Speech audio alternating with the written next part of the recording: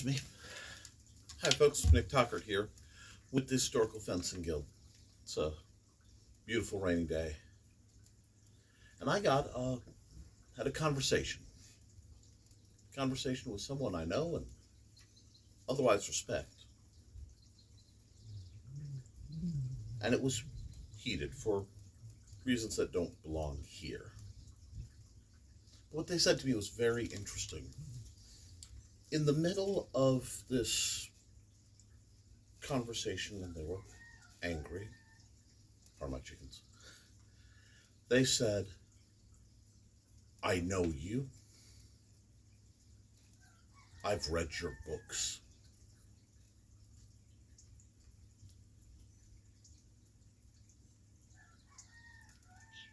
I don't need a weapon.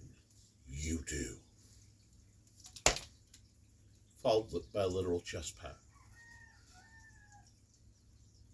It was spoken in anger. And it has set on my mind for quite some time. Because it's not the first time I've heard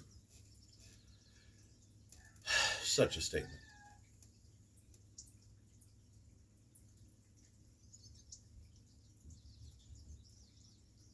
And made me think.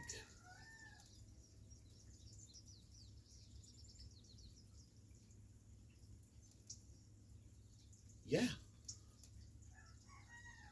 Yeah, I do. I'm a 40-year-old man who's fought from barely being ambulatory and having to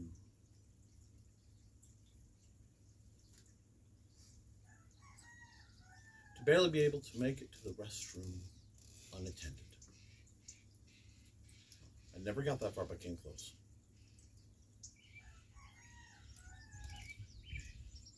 And yeah,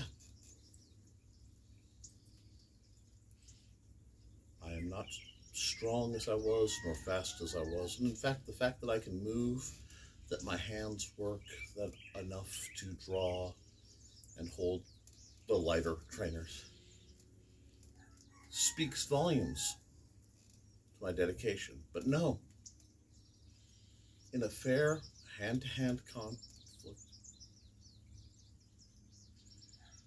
I would not likely terribly fare well. Now, I do have many years of experience, and I have specific training in how to therapeutically defend yourself, how to keep someone from hurting you without hurting them because of being in a therapeutic environment. And in the years of doing that, I did have to put away a lot of other skill sets. And frankly, that is kind of pride with me. But I would ask, and I would ponder anyone, for any reason, who would go to that mentality. Why? One, what does it prove? That in a fair conflict,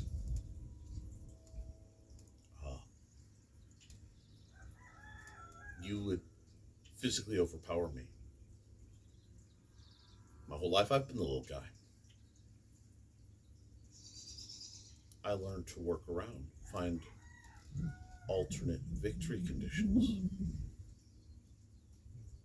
Because in a fair fight,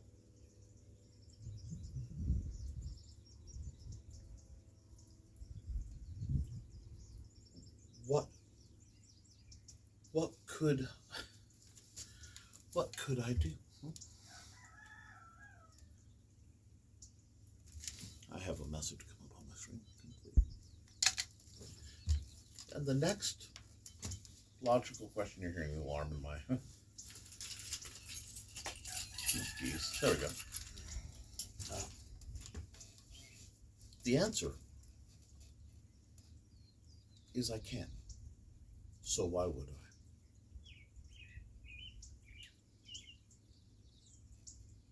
I have diabetic neuropathy in my hands and legs. I have damage to most of my joints. In a fair fight, mano. This is why I'm not a mixed martial artist.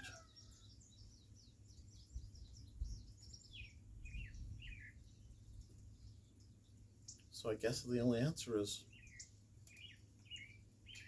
if you know you could beat me in a fair fight, why would I ever engage in one? There is a problem that sometimes happens with folks, and I've encouraged this. They live in the mix of high school era fantasy and,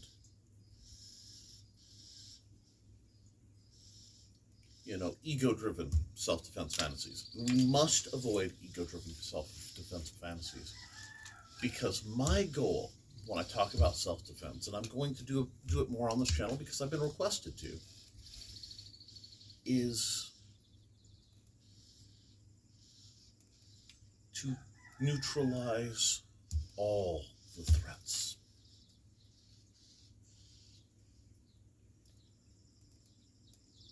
And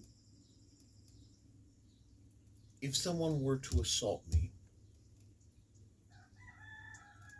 I could limit the damage to me. It might even surprise them. I would not be able to win. Luckily, in an unarmed situation, absolutely. In fact, I'd be more inclined not to, because I do hold to certain Christian beliefs about doing unto others as you'd have done unto you. But what happens next is what's forgotten. And in the event someone were to assault me, I, or my wife, would notify the authorities, press charges. The individual who assaulted me would then have to deal with a trial. They would go to jail. And when asked what happened, they assaulted a handicapped man.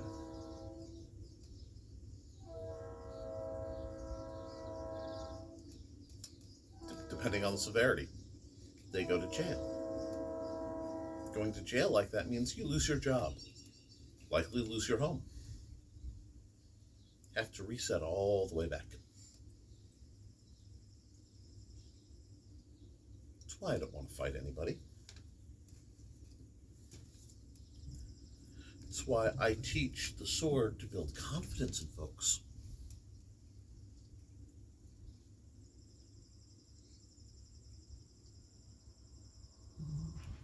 Because I don't want anyone to be a punching bag.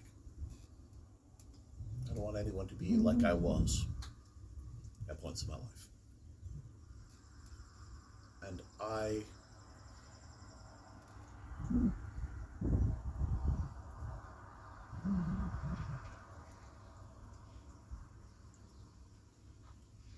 can't allow myself to take those hits anymore because I physically can't.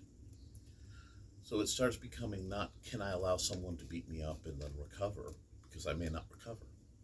It's, can I allow someone to beat me up and possibly kill me, to take away my capacity to help others, to take care of my son. That can't be allowed. I'm old, and I'm gimpy. So it makes my responses limited, and it makes it much harder to be gentle, which I don't want to ever have to balance again. I'd far rather just walk in peace.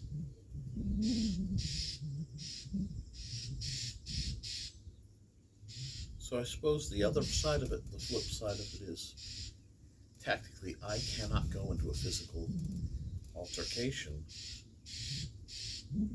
unarmed.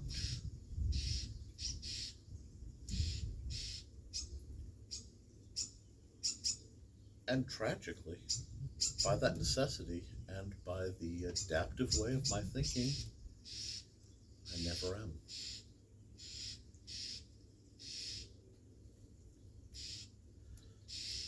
So, let's not, folks, let's not bluster and threaten and have to live with that.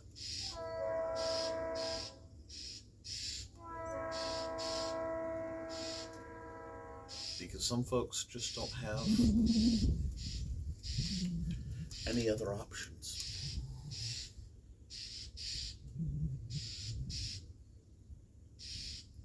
And I don't want to go to jail. And I don't want to die. So I prefer to avoid conflict.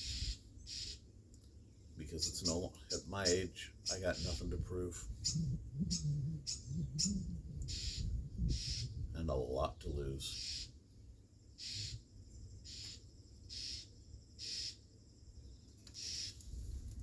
That's a bit of perspective, folks, from somebody who's been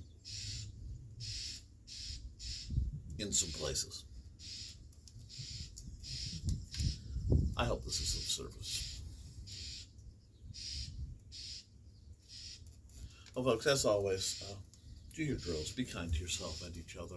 And as always, thanks for supporting your local sword master. Keep your eyes open, folks. I love you. Have a good day.